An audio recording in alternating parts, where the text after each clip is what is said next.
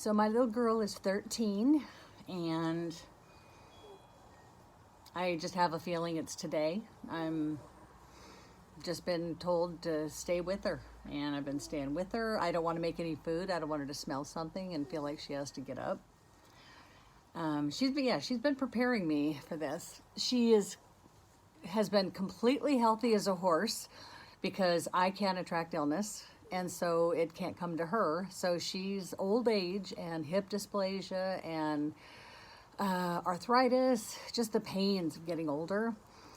And so that's been her plight. But she's had such an amazing life, and moving her here was the best thing ever because no stairs, no hills, and she's got all these friends she's made. She had a play date with Bella again this morning, an 8-month-old lab something mix, a really scared, skittish dog, but it's calming down for Marleigh and it's coming to me. So it's been kind of special.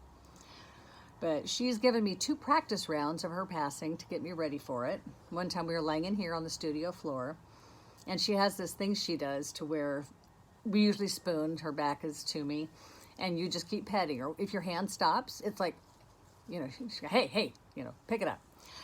And so on this day, while I was laying there holding her, it was like I knew I was going to experience it with her.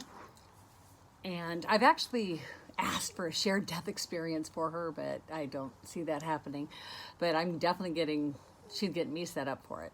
So on this day, I was petting her, and she has, made the move as soon as my hand stops.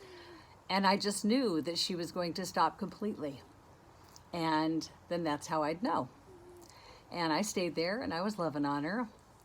And a little bit later, my hand stopped deliberately. See? Nothing. There was nothing. And I'm like, it was just this feeling like coming from the higher self perspective. It's like, oh, she's out of her body. Thank God. She's been hurting so much. But then it was like quickly over. I mean, it was definitely obvious, but then it wasn't. So that was like the first feeling of how I'm going to feel the second she passes. And I was very much higher spirit.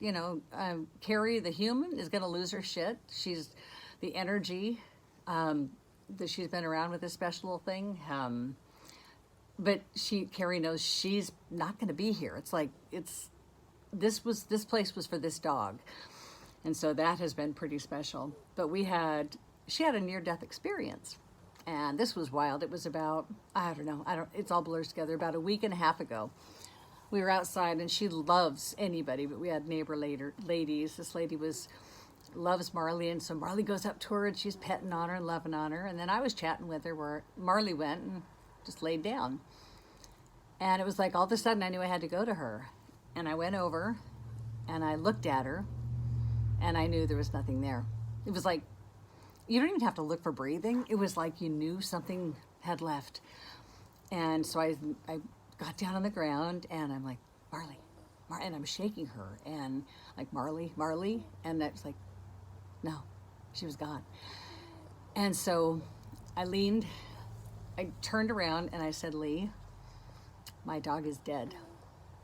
And so it took Lee a minute. She had, to navigate our little string fence because she's got to be careful walking.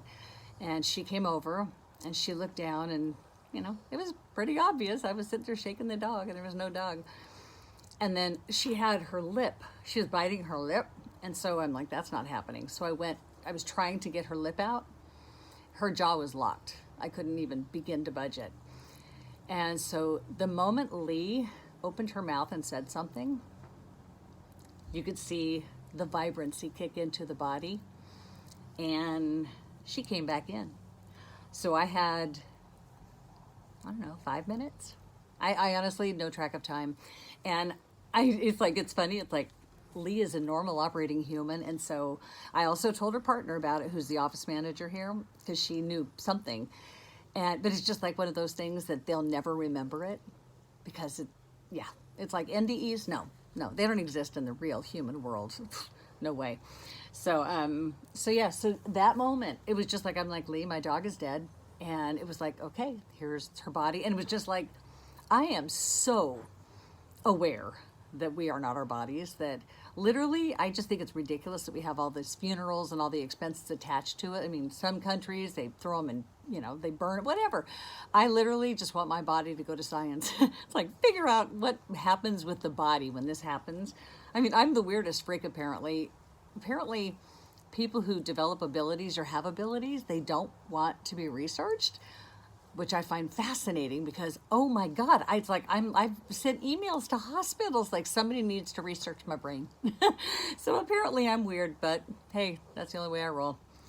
So I don't know. I just have not a feeling, I think a knowing that somebody's just gonna love me forever. Yeah, she is.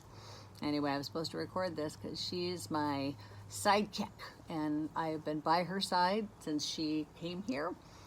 We've been here for almost 4 months, where my life has stopped, but hers is ending, and so she is so worth it.